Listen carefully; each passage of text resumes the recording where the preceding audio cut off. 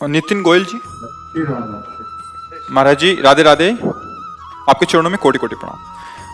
महाराज जी, प्रभु ने सृष्टि की रचना कर दी, परंतु दुख की रचना क्यों की? प्रभु ने सृष्टि की रचना नहीं की, प्रभु सृष्टि बने हैं। भगवान ने अपनी इच्छा प्रकट की, वेद कहता है एको हम बहुत श्यामा, और वही फैल गया जड़ चैतन्य के रूप में। बस तुम्हें दुख इसलिए मिल रहा है कि तुम भूल गए हो। भगवान ने दुख की रचना नहीं की है, भगवान ने तो सुख की रचना की है। तुम भगवान के अंश हो, तो देखो लिखा ईश्वर अंश जीव अविनाशी चेतन अमल सहज सुख राशि। तुम्हारा स्वरूप सुख राशि है, तुम्हारे स्वरूप में अभाव है ही नहीं, और शरीर कभी पूर्ण हो ही नहीं सकता, ये कामनाएं ही कामनाएं। तो शरीर में मैं को स्थापित करने के कारण अपने स्वरूप को भूल गए, इसलिए अब दोषारोपण होने लगा कि भगवान ने ऐसा क्यों किया। वो कौन तुम? हम आपसे पूछें आपका परिचय, आप कौन हो, तो आप क्या उत्तर दोगे? प्रभु के अंश। उसको क्या भाव है? सच्चिदानंद है वो तो। नैनम छिंदन्ति शस्त्राणि नैनम दहाति पावका न चैनम क्लेदयन्त्यापो न शोषयति मारुता। अग्नि की ताकत नहीं उसे जला दे, किसी दिव्यास्त्र की ताकत नहीं उसे छेद दे, वायु की ताकत नहीं को उड़ा दे, जल की ताकत नहीं, फिर उसको दुख कैसे हो सकता है?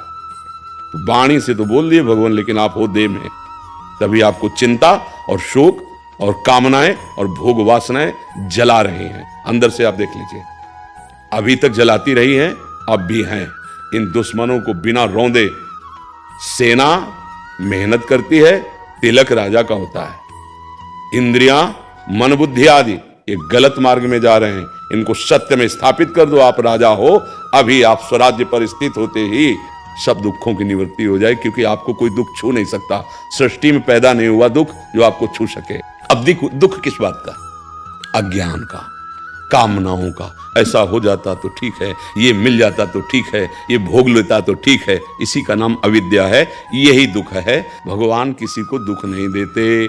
हाँ, खेती दे दी है कर्म क्षेत्र, अब दुख भोगे तो दुख मिलेगा। दुख पाप कर्म से मिलता है, अधर्म से मिलता है। अच्छे कर्म करोगे सुख मिलेगा।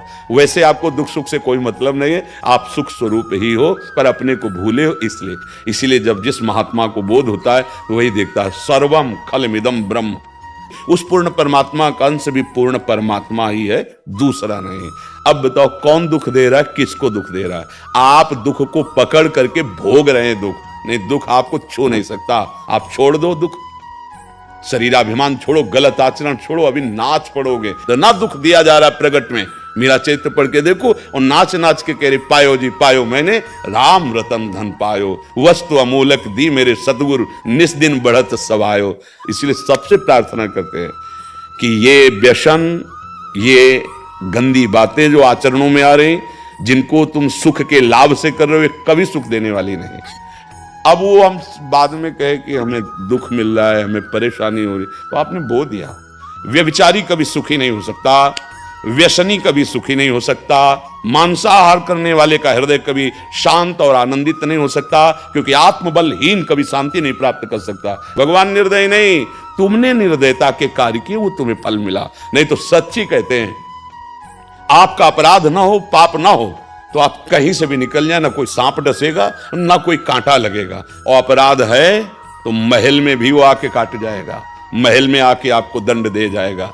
इसलिए अपराध रहित जीवन ही सुखी जीवन है। इसलिए हम सबसे प्रार्थना करते हैं, सुख के लोभ से पापाचरण मत करो। ये व्यभिचार, ये व्यसन, ये मांस पाना, ये दूसरों की हिंसा करने का स्वभाव आपका नाश कर देगा। चाहे जितना धन एकत्रित कर लो, तुम कभी सुख और शांति प्राप्त नहीं कर सकते। तो ये बात अगर हम मन में बैठा लेंगे, भगवान ने दुख क्यों दिया या दुख की रचना क्यों की, तो हमारी आस्तिकता मिट जाएगी। आस्तिकता मिट गई तो फिर जीवन का कोई महत्व नहीं रहा। इसमें कोई संशय आपको? जी महाराज जी, किसी अपने को खूब प्रेम करें, उसके प्रति समर्पित रहें, और फिर भी वो व्यक्ति हमारे प्रेम समर्पण को ना समझे, तो क्या करना चाहिए? बहुत बड़ी कृपा है जो नहीं समझ रहा। हमने सहज सरल पवित्र भाव से प्यार कर लिया, अब वो हमारे साथ छल कर रहा है, तो बड़ी कृपा कर दी। क्योंकि हमें समझ में तो आ गया कि संसार का प्यार झूठा है, यहां सब छलिया है। आज इस सत्संग में चर्चा हुई है, जब तक तुमसे स्वार्थ है और तुमसे बढ़कर नहीं मिलता है, तब तक, जिस दिन उसका स्वार्थ खत्म हो जाएगा और तुमसे बढ़ के मिल जाएगा, तो पहचानना मुश्किल हो जाएगा कि आप हैं कौन। दूसरी बात, जिस दिन आप किसी के काम लायक नहीं रहोगे, भारी विपत्ति में फंस जाओगे, उस दिन कोई साथ देने वाला नहीं मिलेगा।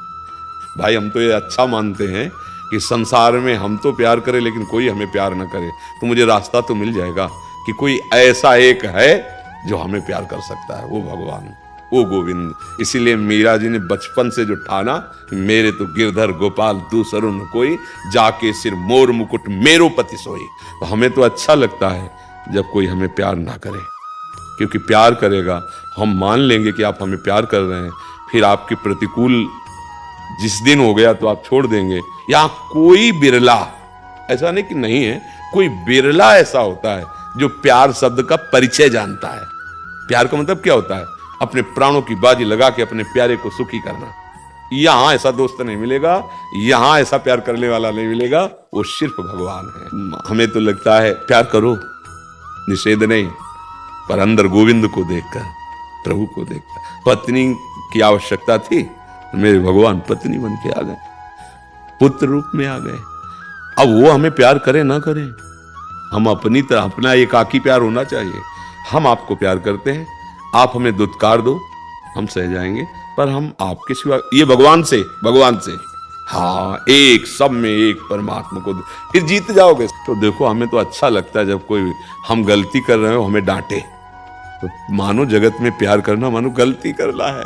और अगर वो हमारे सामने हमारी प्रतिकूल, तो प्रभु से कृपा मांगनी चाहिए कि अगर ये प्यार करे तो मैं फंस जाता, ये भी जीवन बर्बाद हो जाए। आपने बड़ी कृपा की कि हर जगह ठोकर लगा के अपना मार्ग दे दिया। हाँ, हमें तो यही सत्य लगता है। अब आपको या जिससे जैसा लगे, हमें तो प्रभु यही दिखाई दे रहे हैं। नाम जप करो, अच्छे आचरण से चलो, और किसी से आशा मत रखो कि ये तुम्हें सुख देगा। अगर कोई तुम्हें प्यार करता है तो है कुछ उसके लायक जिससे वो तुम्हें प्यार कर रहा है।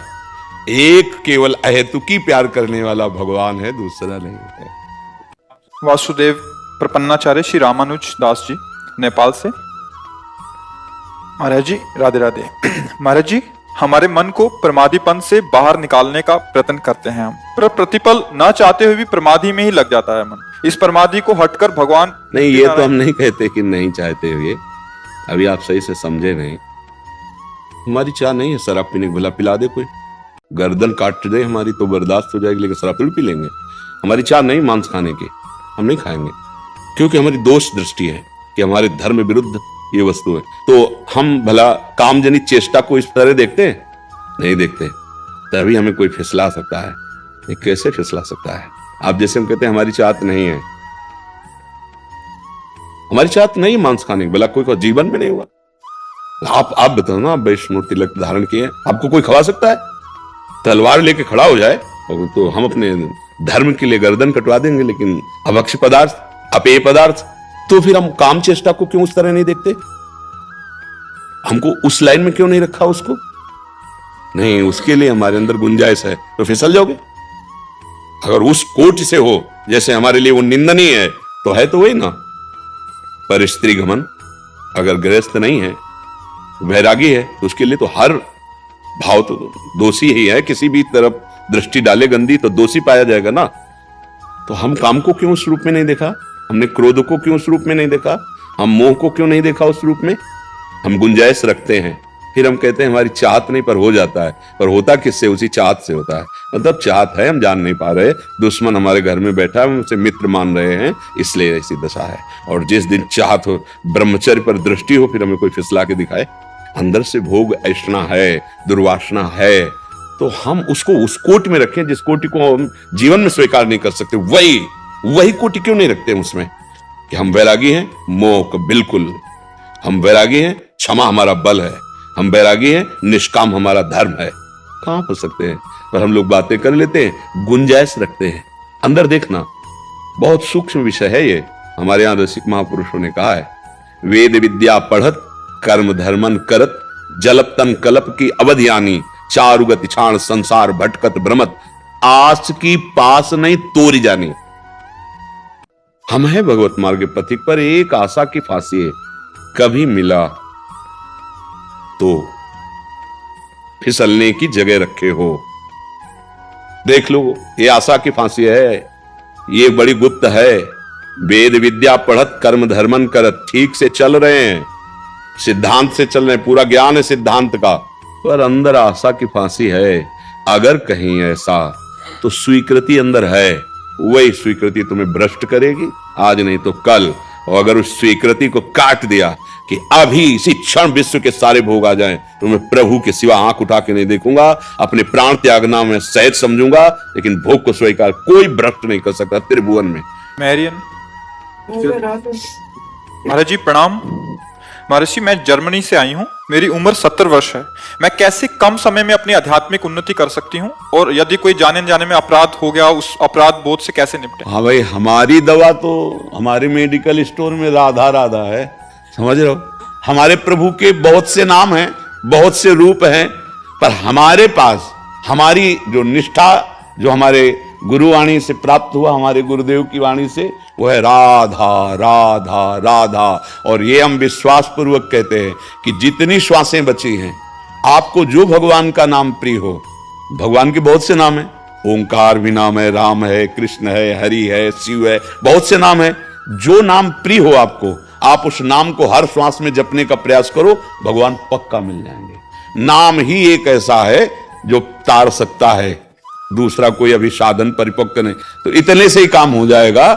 और ये पीछे की चिंता न करे, जो गलतियां हो गई हैं, तो भगवान कह रहे सर्वधर्मान परित्यज्य मामेकम शरणम ब्रज, तो अहम त्वाम सर्व पापेभ्यो मोक्षयिष्यामि मा शुचा। यदि तुम सच्चाई से हमारी शरण में सबका सहारा छोड़कर कि ये प्रभु अब मैं जान गया कि आपके सिवा मेरा कल्याण करने वाला कोई नहीं है, और भगवान की शरण हो जाओ और नाम जप करो, तो भगवान अहम त्वाम सर्व पापेभ्यो मोक्षयिष्यामि मा शुचा, मैं तुम्हारे सारे पाप नष्ट कर दूंगा। और नाम संकीर्तनम यस्य सर्व पाप प्रणाशनम, भगवान का नाम सारे पापों को नाश कर देता है। अच्छा, हम अभी बोले राधा और शरीर छूट गया, तो मुझे राधा की प्राप्ति, मुझे भगवान की प्राप्ति होगी, परम रस की प्राप्ति होगी। अंतिम समय जो स्थिति होती उसी से माना जाता है। अजामिल बहुत पापाचरण करता था, और उसके एक बेटे का नाम नारायण, आखिरी छोटे बेटे का नाम, वो उससे बहुत प्यार करता था। तो मरने का जब समय आया, यमदूत दिखाई दिए, तो जोर से चिल्लाया, अपने बच्चे को पुकारा नारायण। उसी समय भगवान के पार्षद आ गए, क्योंकि नारायण के पार्षद अंतिम समय नाम निकला ना, वो परम पद में आरूढ़ हुआ। अब हमें पता नहीं कि हमारी कौन श्वास अंतिम है, तो हमको तो बहुत सावधान रहना है, तो हर श्वास में नाम लेना है। जो नाम प्रिय हो, हर श्वास, पता नहीं कौन सी श्वास अंतिम हो, अगर हम वो हर श्वास में नाम लेंगे तो निश्चित भगवत प्राप्ति हो जाएगी, इसमें कोई संशय नहीं।